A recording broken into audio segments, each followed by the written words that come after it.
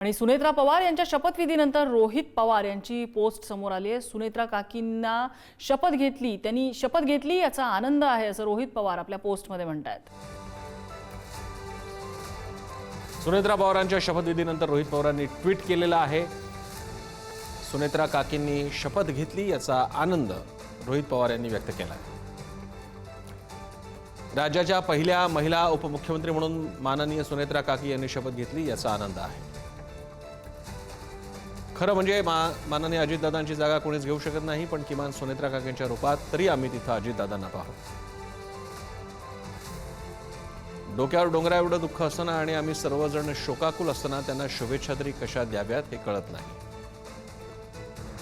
राज्याच्या पहिल्या महिला उपमुख्यमंत्री म्हणून माननीय सुनेत्रा काकी यांनी शपथ घेतली याचा आनंद आहे असं म्हणतात रोहित पवार।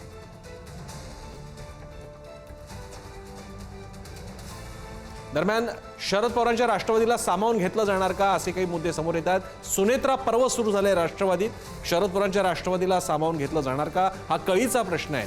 सुनेत्रा पवारांच्या नेतृत्वात या विलीनीकरणाची चर्चा होणार का? राष्ट्रवादीकडील खात्यांमध्ये बदल होणार का? काही नवीन चेहरे सुनेत्रा पवार या आपल्या अंतर्गत आपल्या पक्षांतर्गत आणू पाहतायत का पुढे हेही पाहावं लागेल। मंत्रिमंडळात राष्ट्रवादीचे नवे चेहरे दिसणार का? दादांकडील अर्थ आणि नियोजन खातं कायमचं भाजपकडे जाणार की त्या बाबतीत काही वेगळी भूमिका असेल हेही पाहावं लागेल। सुनेत्रा पवारांकडे कोणतं खातं दिलं जाणार जे आता थोड्याच वेळात राज्यपाल जाहीर करतील अशी अपेक्षा आहे। राज्यपालांच्या नंतर सरकारकडनं हे जाहीर केलं जाईल अशी अपेक्षा आहे। सुनेत्रा पवारांना बारामतीतून बिनविरोध निवडून देणार का हा पुढचा मुद्दा आहे, कारण 6 महिन्यात त्यांना एका तरी सभागृहाचं विधान परिषद विधानसभाचं सदस्य व्हावं लागेल आणि त्यामुळे सुनेत्रा पवारांच्या जागी राज्यसभेवर कोण जाणार? सध्या पार्थ पवारांचं नाव आहे, ते राज्यसभेवर बिनविरोध जाणार का हाही मुद्दा आहे। याशिवाय अजित पवारांकडे पुणे आणि बीडचं पालकमंत्रीपद होतं, त्यामुळे आता पुण्याचं पालकमंत्रीपद तर जातच आहे सुनेत्रा पवारांकडे, बीडचं पालकमंत्रीपदही त्यांच्याकडे जाणार का हे पाहावं लागेल। आणि राष्ट्रवादी पक्ष संघटनेत काही बदल होणार आहेत का? सुनेत्रा पवार काही वेगळं मॉडेल आणणार आहेत का हे पाहावं लागेल। आमचे प्रतिनिधी सुशांत सावंत याविषयी आपल्याला अधिक सांगतायत। सुशांत, आता भाजपला सुनेत्रा पवार यांच्या बरोबर काम करायचं आहे।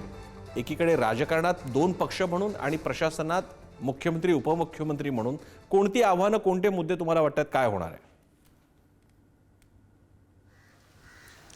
अगदी खरं आहे प्रसन्न सर, आपण जर बघितलं असाल तर अजित पवार यांचा एक राजकीय दरारा होता। राज्यात मुख्यमंत्री होते देवेंद्र फडणवीस आणि उपमुख्यमंत्री एकनाथ शिंदे आणि उपमुख्यमंत्री अजित पवार।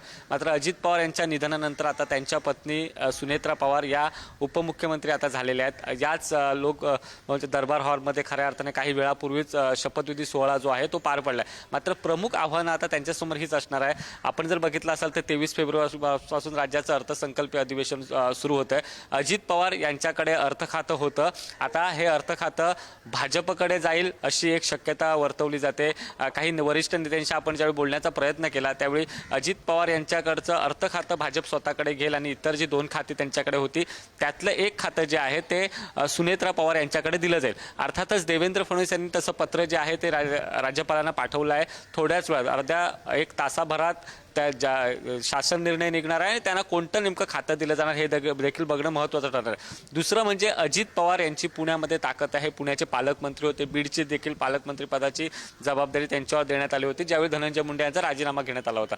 अर्थातच आता बीडचं पालकमंत्री पद देखील सुनेत्रा पवार यांच्याकडे दिलं जाणार का? कारण आपण जर बघितलं असेल तर बीड एक सेन्सिटिव्ह जिल्हा आहे आणि सुनेत्रा वहिनींना पहिल्यांदाच त्या राज्याच्या मंत्री होत आहेत, उपमुख्यमंत्री होत आहेत, त्यामुळे त्यांच्याकडे 2 पालकमंत्री पदाची जबाबदारी दिली जाणार का हा देखील प्रश्न आहे। मात्र हा सर्वस्वी निर्णय जो आहे तो राज्याचे मुख्यमंत्री घेतील। अर्थातच आपल्याला प्रसन्न सर जी माहिती मिळते त्यानुसार येत्या 1 ते 2 दिवसात या पालकमंत्री पदाचा देखील निर्णय जो आहे तो स्पष्ट होऊ शकतो। त्याचं प्रमुख कारण हेच आहे की सुनेत्रा वहिनींना पालकमंत्री पद दिल्यानंतर त्यांना काही काळ जो आहे तो काम करायला दिलं, समजून घ्यायला वेळ द्यावा लागेल आणि अर्थातच मुख्यमंत्री ज्या पद्धतीने मुख्यमंत्र्यांनी सगळ्यामध्ये पुढाकार घेतला, काल ज्यावेळी मुख्यमंत्री देवेंद्र फडणवीस यांच्या वर्षा या निवासस्थानी राष्ट्रवादीचे प्रमुख नेते गेले होते. त्यावेळी देवेंद्र फडणवीस यांनी त्यांना काही समजून सांगितलं. सुनेत्रा पवार या उपमुख्यमंत्री झाल्यानंतर कशा पद्धतीने पक्षाचं काम करावं हे तुम्ही ठरवा, मात्र राज्य सरकारमध्ये आम्ही त्यांना समजून घेऊ अशा पद्धतीच्या सूचना किंवा असं त्यांनी सांगितलेलं आहे. मात्र दुसरीकडे आपण जर प्रसन्न सर बघितलं असाल तर एक मुख्यमंत्री, 2 उपमुख्यमंत्री आणि राज्याला पहिल्या महिला उपमुख्यमंत्री मिळाल्या. त्यामुळे अर्थातच एकीकडे दुःख आहे अजित पवार गेल्याचं, मात्र दुसरीकडे अजित पवार यांच्या पत्नींना पुन्हा एकदा उपमुख्यमंत्री पद देण्यात आलं आहे. गेली अनेक वर्ष अजित पवार राज्याचे उपमुख्यमंत्री होते. सर्वाधिक टर्म उपमुख्यमंत्री पदाचा काळ त्यांनी गाजवला होता. आता त्यांच्या पत्नी कशा पद्धतीने हा काळ गाजवतात हे देखील बघणं तितकंच महत्त्वाचं ठरणार आहे. प्रसन्न सर.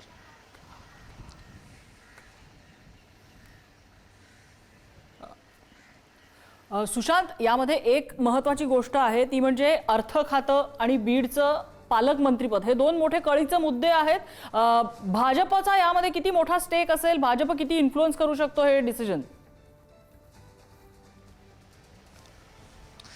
नम्रता, आपण जर बघितलं असेल तर कालच आपण बातमी दिली होती की अर्थ खातं जे आहे ते भाजप स्वतःकडे ठेवेल. त्याचं प्रमुख कारण हेच आहे की अर्थसंकल्पीय अधिवेशन आहे. 23 फेब्रुवारीपासून खऱ्या अर्थाने राज्याच्या अर्थसंकल्पीय अधिवेशनाला सुरुवात होते. अशात अर्थ खातं राष्ट्रवादीतील कुठल्या व्यक्तीकडे द्यावं, कुठल्या मंत्र्याकडे द्यावं हा पेच आहे. मात्र जी आपल्याला माहिती मिळते त्यानुसार अर्थ खातं हे स्वतः मुख्यमंत्री देवेंद्र फडणवीस हे स्वतः त्यांच्याकडे ठेवतील आणि तशी त्यांनी सुरुवात देखील केली. आजच त्यांनी अर्थ खात्यातील काही प्रमुख अधिकाऱ्यांची बैठक जी आहे ती वर्षा निवासस्थानी बोलवली होती. त्यांच्याकडून त्यांनी ती माहिती जाणून घेतली, कारण बजेट मांडायचं आहे. आणि आपल्याला जे कळतंय, जे भाजपच्या वरिष्ठ नेत्याने आपल्याला सांगितलं आहे, या अर्थसंकल्पीय बजेट जो आहे ते देवेंद्र फडणवीस मांडतील आणि अर्थ खातं कदाचित त्यांच्याचकडे राहू शकतं. दुसरा मुद्दा हा आहे की बीडचं पालकमंत्रीपद कुणाकडे द्यावं. एकीकडे पंकजा मुंडे देखील मंत्री आहेत, त्यांचा देखील आग्रह आहे की बीडचं पालकमंत्रीपद त्यांच्याकडे असायला हवं. मागे देखील त्यांनी तशी मागणी केली होती ज्यावेळी अजित पवार यांच्याकडे बीड आणि पुण्याचं पालकमंत्रीपद होतं. मात्र अजित पवार हे सक्षम होते, त्यामुळे त्यांच्याकडे 2 जिल्ह्याचं पालकमंत्रीपद देण्यात आलं होतं. मात्र आता काही वेगळा विचार होतोय का, बीडच्या पालकमंत्रीपदाबाबत काही वेगळा निर्णय घेतला जातोय का हे बघणं महत्त्वाचं आहे. कारण सुनेत्रा वहिनींकडे उपमुख्यमंत्री पदाची जबाबदारी असणार आहे, त्याचसोबत एखादं खातं असणार आहे. तर त्यांच्याकडे एक पुण्याचं पालकमंत्रीपद दिलं जाईल आणि बीडचं पालकमंत्रीपद पंकजा मुंडे यांच्याकडे देण्याचा विचार काही सरकार करतंय का, मुख्यमंत्री करतंय का हे देखील बघणं तितकंच महत्त्वाचं. पण प्रसन्न, या सगळ्यामध्ये कळीचा मुद्दा असा आहे की जर हे पालकमंत्रीपद राष्ट्रवादीच्या कोट्यातलं असेल तर ते राष्ट्रवादी सोडणार का, हाही प्रश्न आहे. कारण राष्ट्रवादीमध्ये पण अनेक इच्छुक दावेदार आहेत जे बीडसाठी इंटरेस्टेड असतील.